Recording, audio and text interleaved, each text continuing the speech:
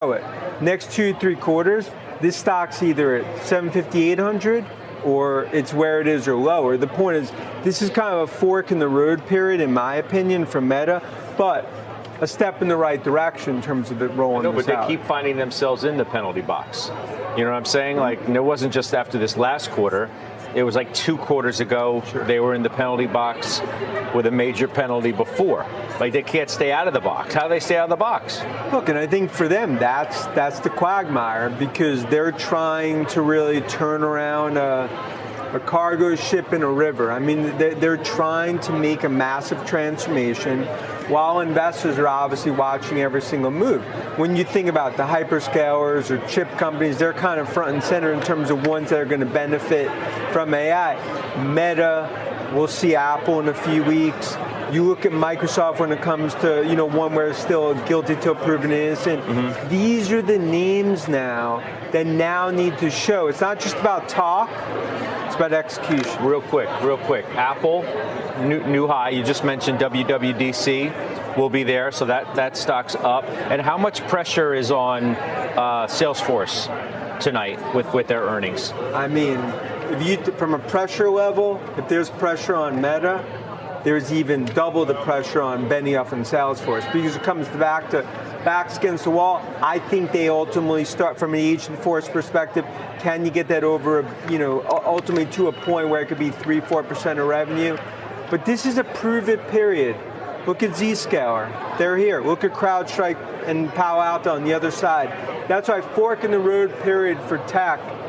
Key few months ahead, key earnings night ahead for software. All right, Ben. 6 months before the business peaks, and you're only going to know that in hindsight. So we think it's prudent to be taking a little bit of the profits off the table in some of these stocks into the crazy up days. We wouldn't sell in a day like today, but rather when everybody's very excited, stocks are up 10 or 15% in a day, scale back a little bit if you think that stock price is full over the next 2 years. A lot of these stocks right now are selling at 20 and 50 times earnings based on earnings 2 and 3 years out. And generally, the reality is with semiconductor companies, it is a cyclical business. It's feast or famine.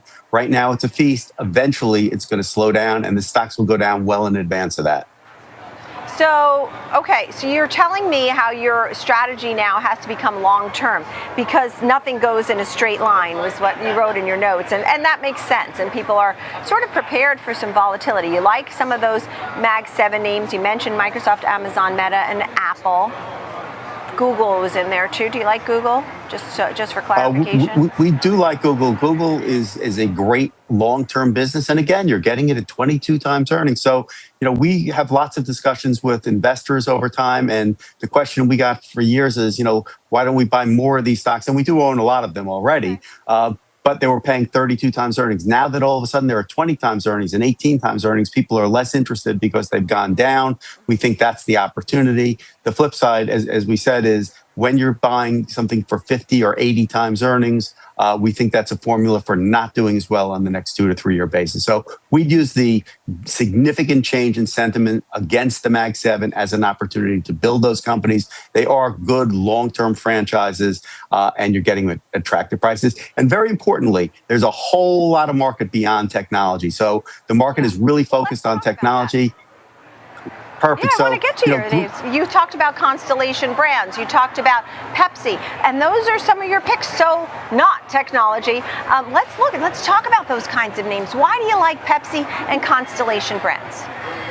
So the Consumer Staples Group has had a tougher fundamental outlook over the near term, but there are a number of long-term winners, and you're getting the great prices. So Pepsi is a really well-managed company. You're getting north of a 3.5 to 4% dividend while you wait. The stock's at 16 times earnings. After 2 or 3 years of struggling with the slowdown, we think they're doing the right things to reposition their business for a little bit accelerating revenue growth.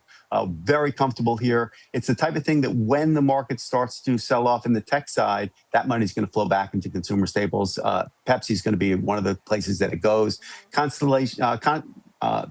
Constellation Brands basically has had a very difficult time of late with a slowdown in beer sales, but they're managing through it. They are gaining share. They pay a very good dividend. It's at 12 and a half times earnings. So if you have this longer term time horizon, you're getting a good consumer product company at a very attractive price. And we think they are a winner in their space.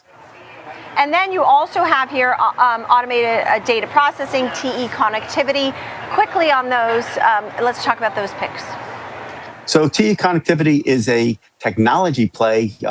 They provide semiconductor equipment, or they provide semiconductors, into everything that's going on in the hypercenters and automobiles.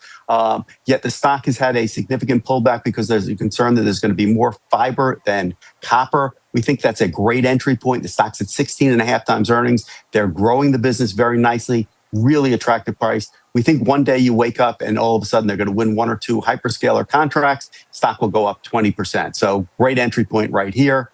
And the other that we talked about was ADP, which is off on the basically the AI concerns. We think the company is navigating AI pretty well. They are a dominant player in terms of payroll, and we don't think it's easy to move.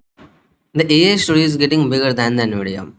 For nearly 3 years, whenever investors talk about the AI, they talk about one company, that is Nvidia. But something important is beginning to happen. The AI story is no longer centered around a single stock. It's expanding into an entire ecosystem.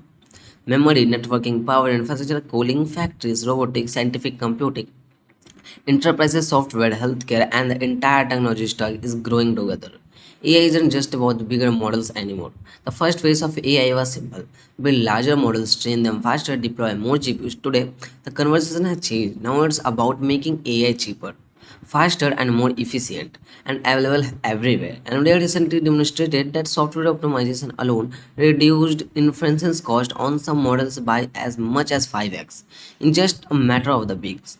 That's a huge deal because lowering the cost per token means AI becomes affordable for more businesses, which increase adoption, which ultimately create even more demand for compute. Why custom chips isn't the end of the Nvidia? Every few months, someone claimed the Nvidia is about to lose its dominance. Google has TPUs, Amazon has Trainium, Microsoft is designing custom silicons. Broadcom help hyperscalers to build specialized AI chips. Those developments are real, but they often misunderstood. Custom chips excels at a highly specific workload. NVIDIA advantage is different. It's provide a complete platform. Developer build application using CUDA and AI framework are optimized for NVIDIA hardware. Networking, software, inferences, libraries, and the system design all work together. Replacing one chip is much easier than replacing an entire ecosystem. That's why many enterprises continue choosing NVIDIA despite the availability of alternatives. The next wave of AI wave is physical AI. Most people think AI lives inside the chatbots, but NVIDIA is already preparing for something much bigger. Physical AI, robotics, factories, automation machines, medical equipment, industrial automation, humanoid robot. Each of these systems require enormous amount of computing power, not just in the cloud, but directly inside the device itself. That's why NVIDIA continue investing heavily in robotics platform, digital twins, simulation software, and edge computing. They positioning themselves far beyond today's chatbot market. While long-term investors remain optimistic, stock prices move every day, narrative change every week, but long-term investing depend on one question: is underlying businesses become more valuable for Nvidia? For many investors believe the answer is still yes. Enterprise AI adoption continue growing. Government continue investing, data centers continue expanding, memory demand continue rising, and power infrastructure continue scaling. And every new AI application ultimately require more compute. That doesn't guarantee Nvidia stock will rise every month. Market rarely move in a straight line. But if AI spending continue increasing over the coming years, Nvidia remain one of the companies most directly positioned to benefit. Every major technology revolution has looked expensive, crowded, and uncertain while it was happening. The internet, cloud computing, smartphones. Each of one faced periods where the investors questioned whether the growth has peaked. Yet the companies building underlying the infrastructure continue expanding for years. Today, AI revolution may be follow the similar path. Short-term volatility will always exist. Competition will continue increasing. But the global demand for intelligent computing is still growing rapidly. And for now, the world remains compute constant. Until that changes, the AI infrastructure story maybe still have long-term runaway ahead.